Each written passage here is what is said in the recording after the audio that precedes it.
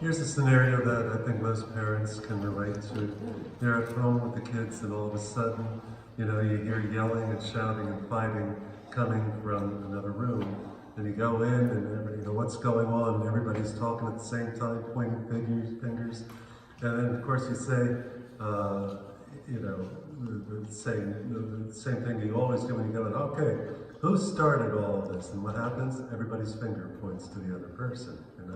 They never take credit for that. Or you're driving around a parking lot, whether or not it's at a mall at Christmas time, or maybe at the hospital parking lot, maybe like right at the change of shifts, and you know how full it can be, and you're driving around looking for a space, and you're driving around for like 10 minutes, and all of a sudden, you see a space right ahead, so you go, make a map dashboard. And right before you're ready to pull in, somebody cuts you off and takes that space right from you. Then you feel justified calling out or gesturing in a very inappropriate way because you feel cheated out of something you felt should be yours. The truth is that almost anyone can justify hatred or violence because it's always the other person's fault. But God isn't going to judge our actions in relationship to whether or not it is someone else's fault. God wants us to do what is correct, regardless of whatever grudge we could have. And a good example comes from our first reading that we have today. So we have young David has taken a heroic step to bring this ugly conflict to an end between he and Saul. David is, if you want to call it like leading a rebellion against the disastrous rule of Saul. Saul is Israel's first king. And in the midst of the night, David and his lieutenant Abishai sneak into Saul's camp. And they've managed to make their way undetected right into the king's tent. Now David could end this with one thrust of his spear, but instead, David takes Saul's spear and he takes his water jug, and then the two people steal away. And at daybreak, David calls to Saul from the other side of the ridge. And then when he does and he comes out, he holds up the king's spear and the jug. And Saul and his enemy and his army realize immediately what this means. They were there. Saul would be dead if it was not for David's respect for Saul's office as king, because he was anointed by God for the people of Israel. And David's act of faith changed the course of that war, and thus bringing Saul's destructive reign to an end, and marking a new beginning for Israel with David's ascension to the throne. And today's gospel is more than just a collection of Jesus' sayings on love, because behind these admonitions is a singular challenge to take the demanding and costly work of breaking the cycle of fear and vengeance and hatred that tears our communities, our institutions, and our world apart.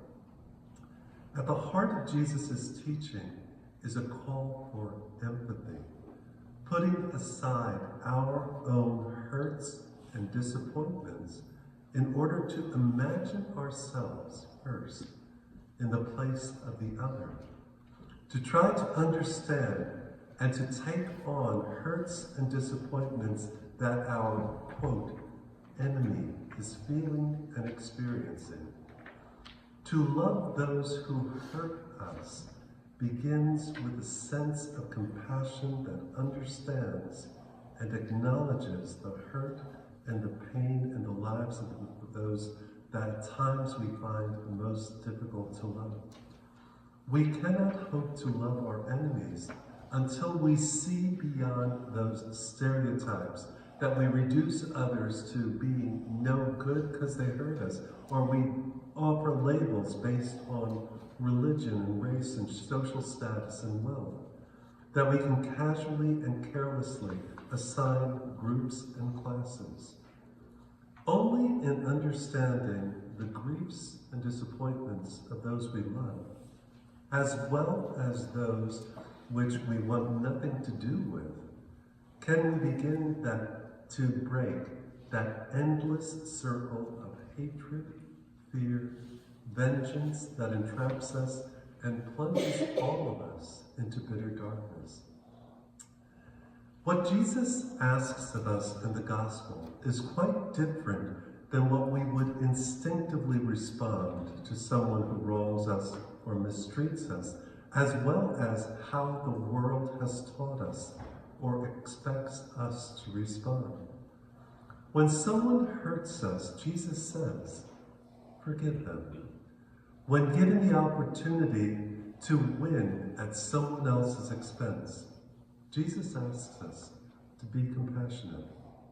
When someone does something that we consider evil or sinful, Jesus insists that we neither judge nor condemn them, but to love them just the same. When we do something good for someone, Jesus cautions us to expect nothing in return. Jesus pleads for all of us to absorb, to hold on to not let go in a good, healthy way, whatever evil is done to us, and not respond in kind, so that that conflict, that evil ends with us. To be a disciple of Jesus means having the courage and generosity of heart to put aside suspicion and mistrust, to move beyond anger and bigotry that deaden us. In every relationship, in every set of circumstances, the one who is faithful to Jesus seeks to break that destructive rut of hatred and distrust by taking the often formidable first step to love, to trust, to heal, and to be reconciled with those with whom we are separated.